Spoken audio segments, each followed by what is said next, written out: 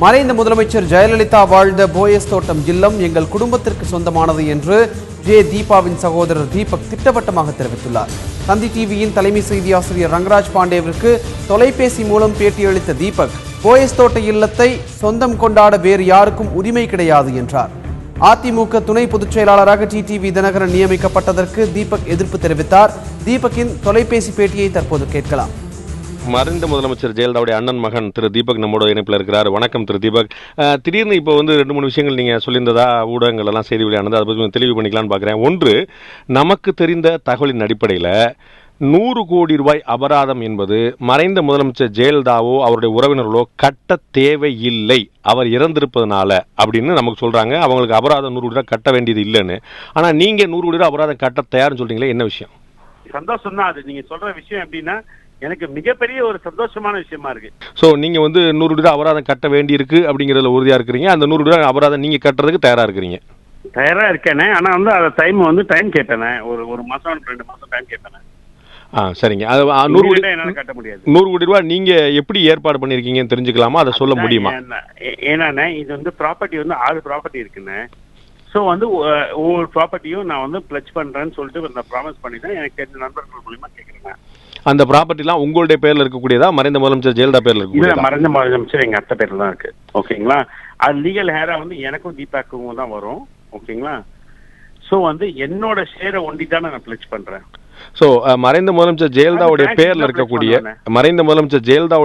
இருக்கக்கூடிய சொத்துக்களுக்கு போகாம நாங்க, அதாவது ஆக்ஷன் போகாம அசிங்கப்படுத்த விடாம நாங்க பாத்துக்கிறோம். அதுக்கப்புறம் நாங்க அவங்க தப்பு பண்ணலன்றத நாங்க ப்ரூவ் பண்ணுவோம். நமக்கு கிடைச்ச தகவல் படி 91-96 சம்பாதித்த அந்த வழக்கில் நேரடியாக தொடர்பு இருக்கக்கூடிய சொத்துக்கள் தவிர போயஸ் தோட்டம் இல்லம் உள்பட எதுவுமே அட்டாச் ஆகாது, பறிமுதல் ஆகாது அப்படின்னு வழக்கறிஞர்கள் சொல்றாங்க. உங்களுக்கு வழக்கறிஞர்கள் சொத்துக்கள் பறிமுதல் ஆகக்கூடிய வாய்ப்பு வழக்கறிஞர் எவ்வளவு புத்திசாலி நம்ம பேசலாமா? போயஸ் கார்டனு, கிரேப் கார்டனு, அதுக்கப்புறம் இந்த மாதிரி நிறைய ப்ராப்பர்ட்டிஸ் இருக்கான. ஆனா ஃபைனை கட்டலன்னா இப்போ A1ன்றவங்க யாரு? நீங்க எல்லாம் மொத்தமா சேர்ந்து A1 ஒருத்தங்களா ஆக்கிட்டீங்க. ஏன்னா தப்பே பண்ணாத ஒருத்தங்களை போயிட்டு இந்த மாதிரி ஒரு தப்புன்னு சொல்லிட்டீங்க. அவங்க அந்த ஃபைனை கட்டலன்னா அவங்களுக்கு பதில அந்த 100 கோடி ரூபாய் ஃபைன் அவங்க வச்சிருக்காங்கல்ல, அதுக்கு பதில அவங்க ப்ராப்பர்ட்டியை அட்டாச் பண்ணிக்கிறதுக்கு அந்த கோர்ட்டுக்கு ரைட் இருக்கு. இதான் லா. இது உங்க அட்வொகேட் தெரியலன்னு நினைக்கிறேன். நீங்க கேட்கலாம். ஓகே. என்னோட கேள்வி என்ன, மறைந்த முதலமைச்சர் ஜெயலலிதா தன்னுடைய வாரிசாக தீபக்கையோ தீபாவையோ நியமித்திருக்காங்களா? இல்லன்னு. அப்ப அவங்களுடைய சொத்தை நீங்க எப்படி அடமானம் வைக்க முடியும்? அவங்களுக்கு யாருன்னு இந்த ஃபைனை கட்டுறது? அந்த சொத்து யார் பேர்ல இருக்குதோ அவங்க. யார் பேர்லயும் சொத்து இல்லைண்ணே. இல்லைங்க, என்னுடைய கேள்வி என்ன, ஜெயலலிதா அவர்களுக்கு திருமணமாகி குழந்தைகளுக்கு இல்லை அப்படிங்கிறனால, திருமணம் ஆகாதவங்கனால, குழந்தைகள் இல்லாதவங்கனால, நேரடி வாரிசு யாரும் இல்லைங்கிறனால நீங்க அண்ணன் மகன் அவனோட சொத்துக்கு உரிமை கொண்டாட முடியுமா? அதை பத்தி நீங்க ஏதாவது விசாரிச்சீங்களா? கிடையாது. அண்ணன் மகன், அண்ணன் மகள் 2 பேரு. அதான் அந்த உரிமை கொண்டாட முடியுமா? அதை பத்தி விசாரிச்சீங்களா? முடியுங்க. ஏன்னா எங்க பாட்டி அப்படிதான் வில்லே எழுதியிருக்காங்க. சோ போயஸ் தோட்ட இல்லம் சட்டப்படி திரு தீபக்குக்கும் திரு தீபாவுக்கும் தான் உரிமை உண்டுன்னு சொல்றீங்க? எவனுக்கும் உரிமை இல்ல, எங்க 2 பேரை தவிர. ஆனா தோட்ட மட்டும் இல்லைங்க, வேற எல்லாமே. என்னென்னு வருஷப்படுத்த முடியுமா? வருஷப்படுத்த முடியுங்க. என்னால வருஷப்படுத்த, அதாவது செய்யாறு இருக்கு, உங்களுக்கே தெரிஞ்சிருக்கும் அது. ஓகேங்களா? எப்படின்னா அது செய்யாரோ அது கிரேப் கார்டனு, நம்ம போயஸ் கார்டனு, இதெல்லாம் நம்மளோட சொத்து தான். ஓகே. ஆனா நீங்க அங்க இல்ல, போயஸ் தோட்டத்துல நீங்க இல்ல அப்படிங்கறதும் என்னங்க. நான் உங்களுக்கு ஆரம்பத்திலே சொல்லிட்டேன், இதுதான் வாடகைக்கு விடுறேன். தினகரன் தான் என்ன இருக்கு, அவங்க என் குடும்பம் தான். தினகரன் எனக்கு ஏடிஎம்கேவோட இதுவா இருக்கதா எனக்கு பிடிக்கல. இப்பவும் சொல்றேன். ஓகே, தினகரன் கட்சியோட இதுவா இருந்தா எனக்கு பிடிக்கல. ஓகேங்களா? ஆனா தினகரன் அங்க இருக்காருன்னா அதை பத்தி ஒன்றும் பிரச்சனையே இல்லை எனக்கு.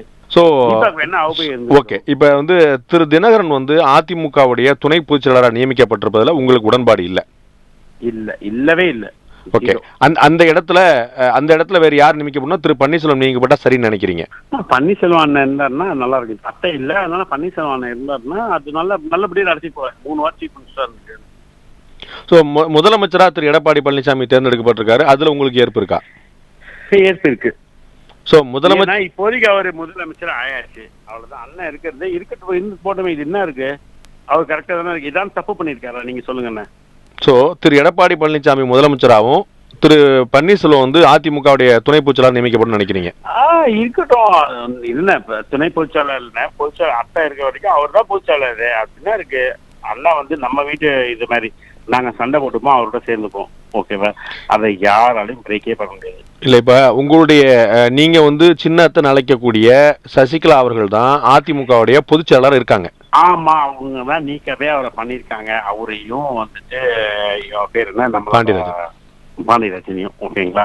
இது ஒன்னொன்னு நாங்க நீக்குவோம், நாங்க சேர்க்கிறோம். திரு டிடிவி தினகரன் துணை பொதுச்செயலாளர் பொறுப்புக்கு தகுதி இல்லாத நினைக்கிறீங்களா? என்ன சந்தேகம்? இல்ல, என்ன காரணத்துக்காக அவர் இருக்க கூடாதுன்னு நினைக்கிறீங்கன்னு கேக்குறேன். தகுதி இல்லைன்னு சொல்றேங்க. அதான் சொல்றேன், ஓபிஎஸ் கம்பேர் பண்ணும்போது அவர் தகுதி இல்லை. ஓகே, அப்ப திரு ஓபிஎஸ்க்கு வந்து என்ன பதவி கொடுக்கணும்னு நீங்க எதிர்பார்க்கறீங்க? அந்த பதவியை ஓபிஎஸ் எடுத்துக்கணும்னு ஆசைப்படுறேன். அப்ப நான் புரிஞ்சுக்கிறது சரியா இருந்தா அதிமுகவுடைய பொதுச்செயலராக சசிகலா தொடர்வார், தமிழக முதலமைச்சராக திரு எடப்பாடி பழனிசாமி தொடர்வார், அதிமுக துணை பொதுச்செயலராக திரு தினகரனுக்கு பதிலாக திரு ஓ பன்னீர்செல்வம் நியமிக்கப்படணும். ஆமா, அண்ணன் இப்போ அத்தை இல்லாத போது அண்ணன் தான் பொதுச்செயலர். அவ்வளவுதான். அண்ணா நான் அண்ணன் கிட்ட கேட்கறது ஒன்னே ஒண்ணுதான், இந்த கட்சி உடஞ்சிடக்கூடாது. அவ்வளவுதான். இது உங்களோட தொலைக்காட்சி மூலியமா கூட திருப்பி கூட கேட்கறேன். 2-3 தொலைக்காட்சியில கேட்டாச்சு. அவ்வளவு, இந்த கட்சி உடஞ்சிடக்கூடாது. ஆளுக்கு நான் தான் அதிமுகன்னு சொல்லிட்டு ஆர்கே நகர்ல அவன் ஒரு வேட்பாளர் நிக்க வைக்கக்கூடாது. நம்ம ஒத்துமையா நிற்போம். ஒரே வேட்பாளர் யாரு டிசைட் பண்றாங்களோ இவங்க அடிச்சுன்னு சேர்ந்துனா கூட நம்ம ஒரே ஒரு வேட்பாளர் திமுக, நம்மளுக்கு ஒரே இது திமுக தான். ஓகே, இப்போ வந்து திருமதி தீபா வந்து எது ஒரே பண்ணாங்க. தீபா கூட இந்த விஷயத்துல நான் தீபா காலில் கூட விழுந்து கூட பத்தி பேசக்கூடாதுன்னு ஒத்துருப்பேன். ஒரே வேட்பாளர் தாங்க வைக்க போறோம். அதிமுக ஒரே வேட்பாளர் தாங்க. சோ திருமதி அப்படியே தெரிஞ்சு கூட இருந்தா கூட அண்ணன் கிட்ட நான் சொல்லுவேன், அண்ணன் இந்த விஷயத்துல மட்டும் நீங்க பண்ணாதீங்க. ஏன்னா அண்ணன் நிக்க வச்சு நாங்க ஒதுங்கிடுறோம். ஓகே, இப்ப திருமதி தீபா வந்து திரு பன்னீர்செல்வத்துக்கு ஆதரவு தெரிவிச்சிருக்காங்க, அரசியல் பண்ணத்தை அவரோட தொடர்பு சொல்லியிருக்காங்க. அவங்களுக்கு நீங்க சொல்லக்கூடிய வேண்டுகோள் என்ன? அவங்க வேண்டுகோள் சொல்ல, அவங்க என்னோட அக்காங்க. அவங்க எப்படி நான் வேண்டியதான், அவங்க என்னோட மூத்தவங்க. உங்களுடைய வேண்டுகோள் என்னன்னு கேட்கிறேன், உங்களுடைய அறிவுரை என்னன்னு கேட்கல. வேண்டுகோள்ல எதுவுமே இல்லைங்க அவங்கள்ட்ட. வேண்டுகோள்ல ஒன்னே ஒண்ணுதான் இருக்கும். ஓகேங்களா? நம்ம எல்லாரும் ஒன்னாதான், எப்பவுமே ஒன்னாதான் இருப்போம், ஒன்னாவே தான் இருப்போம். சரி, ஜெயலலிதாவுடைய சொத்துக்களுக்கு அதிகாரப்பூர்வ வாரிசு நாங்கள் தான் அப்படின்னு நீங்க ஏதாவது நீதிமன்றத்தை மற்ற நாடி உரிமை கோருவீங்களா? உரிமைனா எதுவும் இது கூற வேண்டாங்க. 6 சொத்து தாங்க பேலன்ஸே இருக்கு. இல்ல, அதுக்கான லீகல் ஹையர், அதற்கான சட்டப்பூர்வ வாரிசு நீங்கள் தானே உரிமை கோருவீங்களான்னு கேட்கிறேன். சமாளிச்சுதான் இந்த உங்க பதிவு பண்றாங்க. இத 91 அப்புறம் வாங்கினது. 91க்கு முன்னாடி எங்க பாட்டி கொடுத்த சொத்து இதுக்கு எங்கிட்ட லீகல் ஹேர் இருக்கு. எங்கிட்ட கோர்ட்டோட, அதாவது அது பேர் என்ன, அந்த கோர்ட்ல இது பண்ணுவாங்க பாருங்க, வில்லு, அந்த வில்லு இருக்கு, வில் காப்பி இருக்கு, எல்லாம் இருக்கு. என்ன ஒரே விஷயம், நான் ஃபைனை கட்டணும், அவ்வளவுதான். அந்த 100 கோடி ரூபாய்க்கு தான் அன்வைஸ் பண்றேன். நன்றி திரு தீபக். ஒரு 6 மாசம் டைம் கொடுங்க. Thank you very much. நன்றி திரு தீபக்.